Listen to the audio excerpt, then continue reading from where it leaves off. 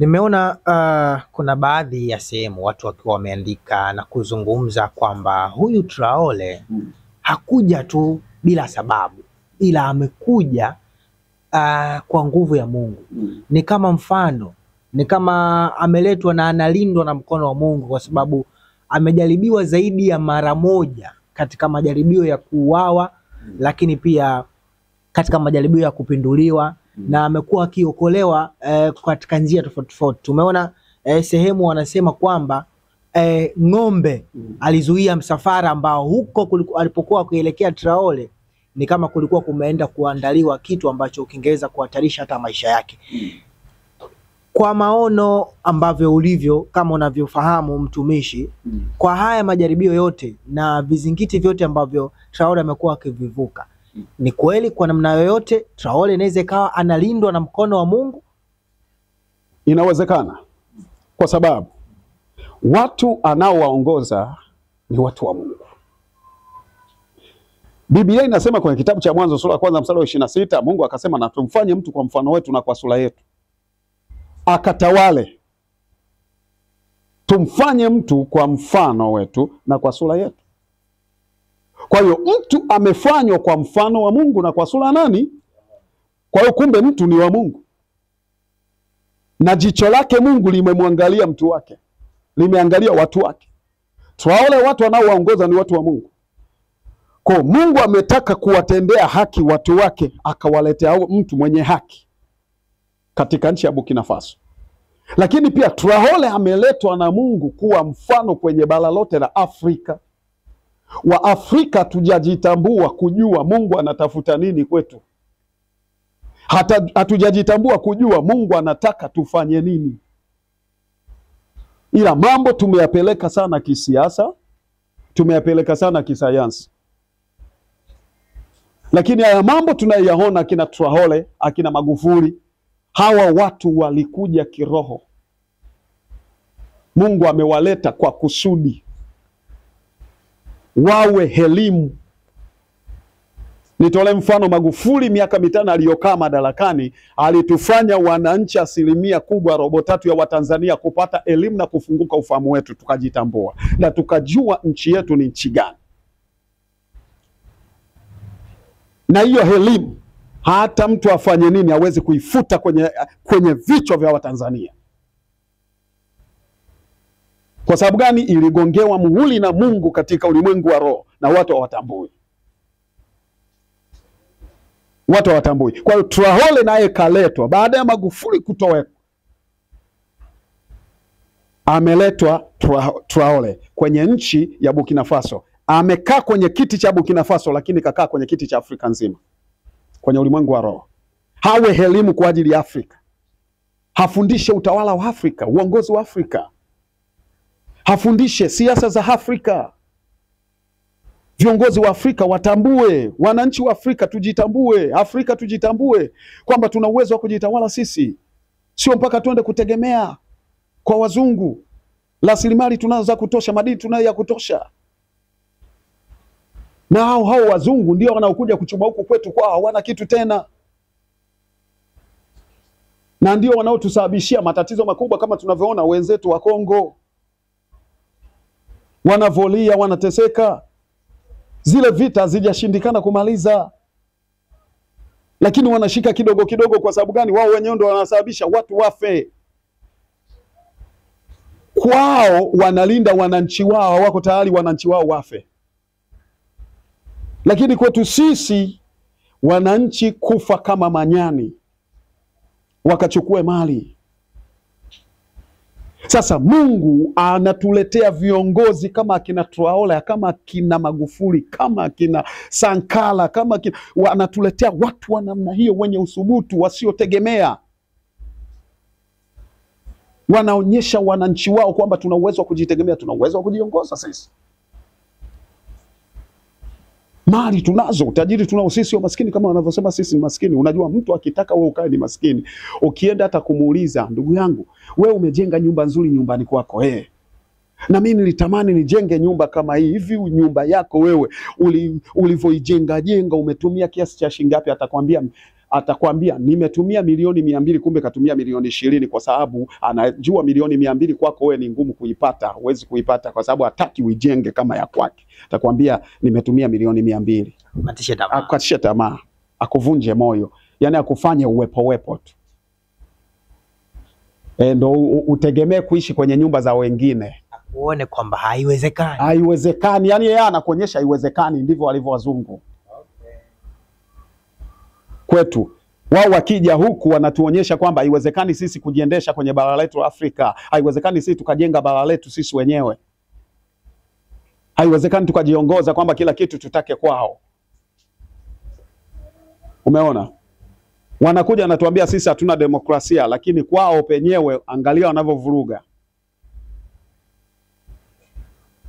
Lakini huku unakuta viongozi wa Afrika na wao wanabeba hilo, sisi Afrika bado tuko chini, bado hatujajiweza.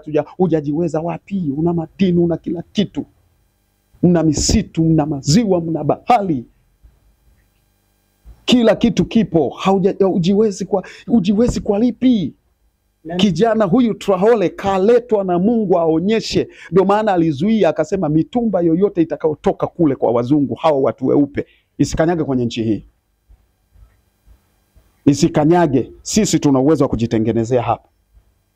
Watengeneze mashine yao ya viwanda na nini, tuwanunue, tukanunue kwa pesa zetu, tulete hapa tujenge viwanda vyetu. Wasomi tunao na elimu wamejifunza, wamesomea, wana uwezo wa kutengeneza. Usubutu. Sasa Mungu anaangalia Afrika, tumekosa watu wenye usubutu, anatuletea mtu mmoja atakayetufundisha. Tukijitambua tutakuja kuona baraka zitakazomwagika Afrika. Sisi ni watu ambao tumebeba baraka za Mungu lakini hatujajielewa. Kuna mtu mmoja niliwahi kumsikia akisema, na nukuu, anasema kwamba dunia iko Afrika. Uko Ulaya sijui nini, ni sehemu ambayo ametawala shetani, ila Afrika ndiko ambako dunia na chimbuko Mungu ambapo watu wake amewaweka. Lakini uko sijui maulaya manini, hii inaweza ikawa imekaaje hii kiroho ama akisema dunia iko Afrika, naweza nisikubali. Dunia ni moja, ila akisema Ulaya shetani anatawala, naweza nikamkubalia kwa namna moja ama nyingine. Kivipi? Kwa sababu kule tunaposema habari ya ushoga unaanzia kule, na wao ndio wanaoizinisha ndoa za jinsia moja. Na ikitokea taifa lolote la Afrika limekataa, limeweka msimamo, anasema tutakuwekea vikwazo. Ukisoma kwenye Biblia ushoga unazuiliwa. Mungu anazuia ushoga. Mungu anazuia ndoa za jinsia moja. Kwenye Biblia tena imeandikwa kabisa neno kufirana kwenye kitabu cha Wakorinto kwamba msifirane. Imeandikwa hiyo kwenye Biblia kabisa. Atakayetaka nimpe hilo andiko a comment, nitarudi tu. Watu wakajua hilo neno ni neno tu la Kiswahili. Tena kwa elimu hiyo kwa upana sana. A comment tu. Nitamletea tena, nitalisoma hivyo kama lilivyo. Imeandikwa na imeonywa kwenye Biblia. Imeonywa kabisa msifilane. Hivyo. Kuna sehemu watu walishanibishia, nilikuwa nahubiri Injili. Watu wakasema, mtumishi wa Mungu hapo umetukana, umenena neno gumu sana la tusi. Kasema ni tusi kwako kwa sababu ya mtazamo wako wewe mwenyewe. Lakini kibibilia sio tusi, kibibilia ni jina la tukio. Kwamba msifilane sio tusi, ni jina la tukio, tendo ambalo linafanyika kinyume na maumbile. Imeandikwa hii kabisa. Kinyume na maumbile. Kwa hiyo imepigwa marufuku, lakini wale wenyewe wanaruhusu. Ina maana kwamba Biblia haijaacha kitu ambacho sisi tunakiishi ama tunakiona. Hakuna kitu kimeachwa. Yaani sisi maisha tunayoyaishi ni marudio. Yaani hakuna maisha tunayaishi hapa duniani ambayo hayamo kwenye Biblia. Hayamo.